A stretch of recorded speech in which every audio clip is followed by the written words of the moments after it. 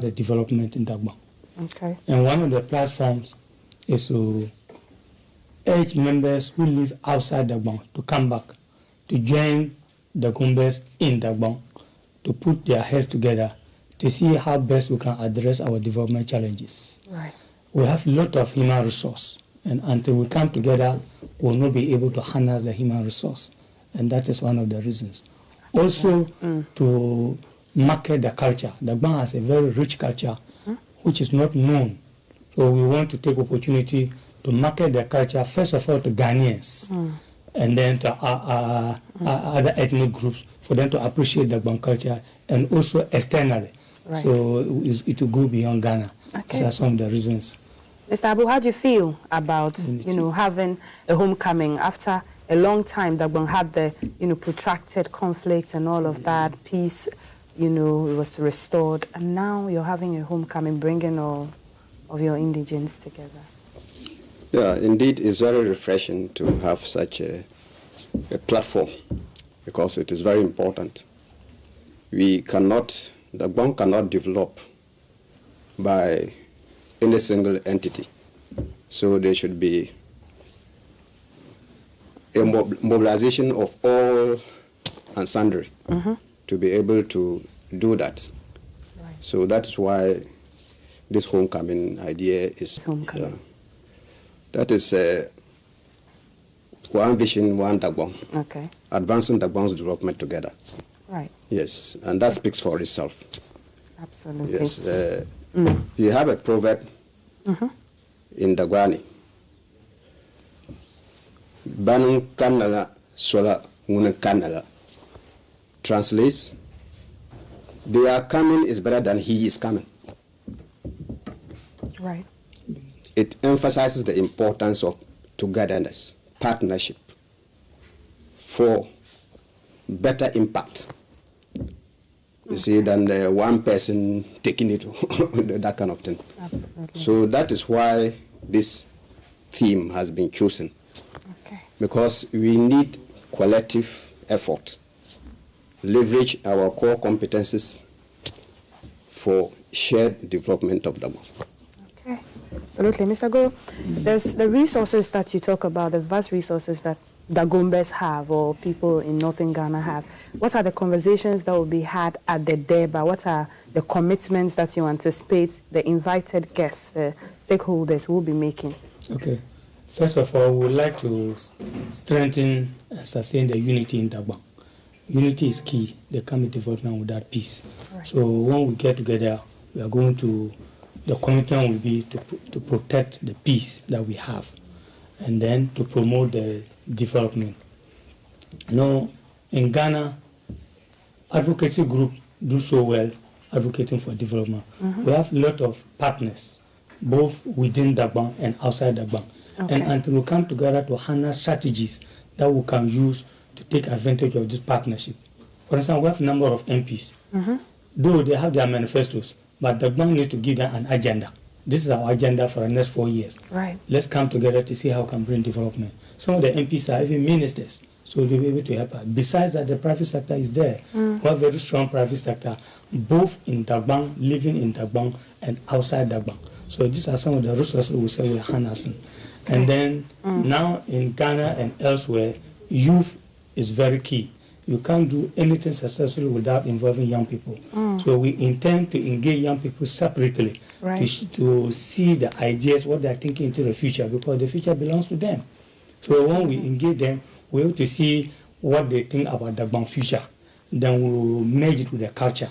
Because whatever we are doing, it has to be within the context of culture to protect our cultural values and heritage. So these are some of the commitments that we are looking to. Okay, Mr. Abu. Northern Ghana is seen as the food basket of the country.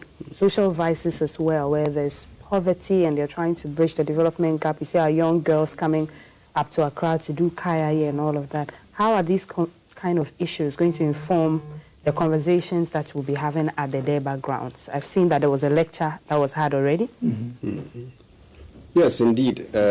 Northern sector of this country, if we want to go back to history, some time ago, the northern sector was known as the granary of the nation. Right. Why? Because it was a heartbeat of farming. And to the extent that I think way back in the 80s, 70s, 80s, early 90s, actually the northern sector alone accounted for 70% of agri-GDP of this country. But moving on, certain things happened and the agri sector has backslided. So it's very important. Northern sector has an agrarian-driven economy. That is just to say it is farming activity-based. So it is very important that we re-image and we rethink how to factor agric into the development of Dagbon. And when you say factoring of agric, we need to re-appreciate agriculture. Agriculture is a science and a business. It shouldn't be seen as a source of livelihood. So that is the re-imaging and rethinking of agric. Absolutely. So we will look at all these things during the event, and subsequent events we will come up with strategies. And the girl child, the women can be left out in the development agenda of Dagbon. Sure. We are very, very passionate about girl child education at Dagbon Forum. It is very, very key.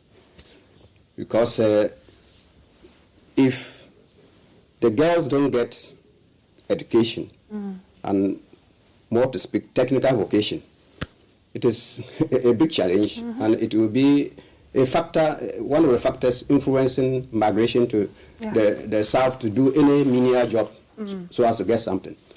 So education, and also education that is to be re-imaged. Right. Yes. Not, there should be entrepreneurial aspect of education, like Malaysia is doing, junior business. That is why Malaysia and the whole world, they have been able to solve unemployment problem among the youth. Right. It's not just about leaving the university. They can bring 3 graduates together in Malaysia under that program. Suppose you, within a short time, you see a corporate entity. And within 3 years, you see they are going places. So they are rather employers. They are not looking for employment. Right. Yes. Okay. So that is very, very important. And we were looking at issues like this. Absolutely. Okay, thank you. Mr. Goro, yes. To comment on that. For me, or some of us, we are women empowerment enthusiasts. I'm very passionate about women empowerment. My academic is on women empowerment. So whatever will be done. For instance, in terms of education for the girl child, the forum seeks to focus on technical education, the livelihood skills, that you don't need to study too hard, you don't need to go and write WSC exams, you don't need to do this and all the trauma. I want technical vocational skills that will help them have livelihood. Okay. Once a woman has livelihood, the woman is empowered. Absolutely. And when a woman is empowered, it's the family that's there. So the speakers before Saturday with a lunch, it was well participated. It was chaired by Alaji Cambodia, and the UDS Vice Chancellor was there. It was led by Nantona. Then the main speaker was Professor Ghazali, who is the Vice Chancellor for Balabaga Teacher College. Okay. Then between that, there are cultural performances that will be done, and the health screening. Right. So on Friday in Yendi, there will be health walk to create the awareness. Okay. And there will also be health screening on the ground on Saturday. Right. So the main speakers on Saturday will be now His Royal Highness Pesulana will give the main guest speaker. The former MD of Stanbic Bank. Your former MD of Stanbic Bank. Then Honorable Haruna Idrisu, MP for Tamale South and Minister of Education. He will be the special guest.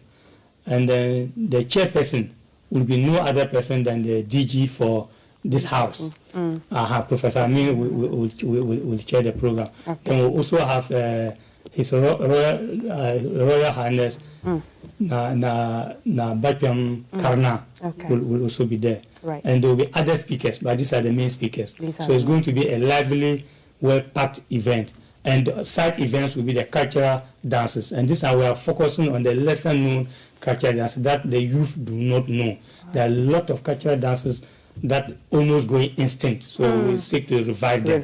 So that there will be a lot of side effects. So it's a kind of renaissance and education of the youth as well. Exactly. Mr. Abu, final words. We have to go. Yes. Yes, it is indeed exciting to have such an event. And Dagbamba in Dagbon, those within Ghana are not Dagbon. Not Dagbon itself, because we have Dagbonbas in other all the regions, including those outside. The time is now for us to put our heads together and shape Dagbon's development.